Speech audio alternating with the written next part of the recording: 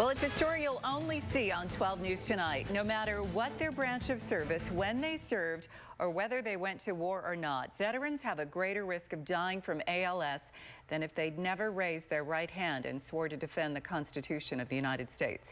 Tonight, you'll meet Richard Schott and find out why Lou Gehrig's disease is now becoming known as the warrior disease. Today, I consider myself the luckiest man on the face of the earth.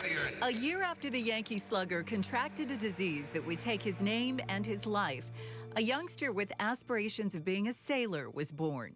The boy from America's heartland couldn't have known that Lou Gehrig's disease would stalk him, catch him, and debilitate him, all because he followed his dreams into the Navy and onto the open seas. We patrol off the Mekong Delta. During the buildup to the Vietnam War, Richard Schott was stationed aboard the USS Hull.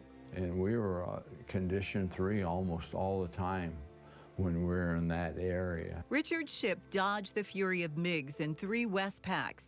He lived, but his service to our country would last decades past his enlistment, past his civilian retirement, through a 25-year marriage and a happy, active life.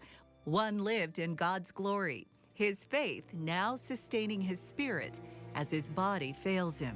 I'm real strong in my faith, and so I think the strength has to come with that personal relationship that I have.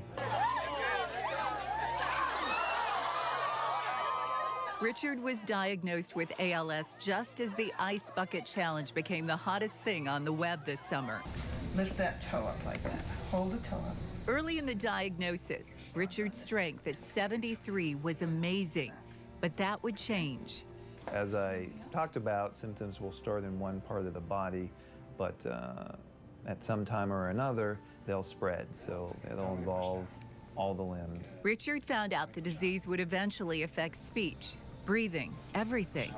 And the most shocking news of all, this is somehow tied to his Navy days. He and all vets are twice as likely as anyone else to contract the deadly disease. Studies go back to Gehrig's days. Particularly since World War II, that a larger percentage of the people that have gotten it are veterans. So many veterans afflicted that even the VA is paying attention. In a rare and proactive move, the department has labeled any veteran with ALS permanently and totally disabled, calling it a presumptively compensable illness, and admission that there's an undeniable link between ALS and military service. So they get all their benefits immediately. Kim Hughes is director of the ALS Association Arizona chapter. This storage closet full of hand-me-downs, mostly from vets who have died from ALS. Splints, more belts. VA coverage started in 2008. Today, it surpasses any other coverage. Vets are getting help to extend their quality of life. Originally, when it started back then, you started off at a 30% service connection, and then now they automatically are at 100%. At 100%, all medical is paid for. The vet is financially compensated, and housing benefits for people like Richard can begin. Look at this thing he did, and there's a drive-in shower in the master bathroom. 3 months after we first met Richard, his muscles have begun their mutiny. His new walker is his latest vessel. Next will be a wheelchair, which will need a wider berth through this hallway.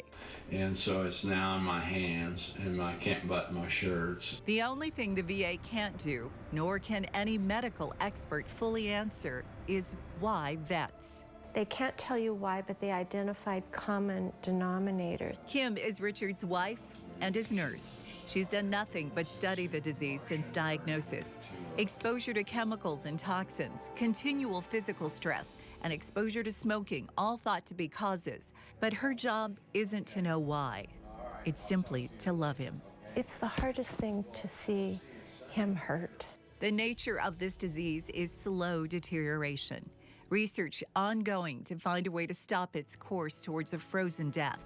Many of its victims, resolute veterans who, in their golden years, are making the ultimate sacrifice for service to country. Now, Richard just hit a year since he first felt the first symptoms of this disease.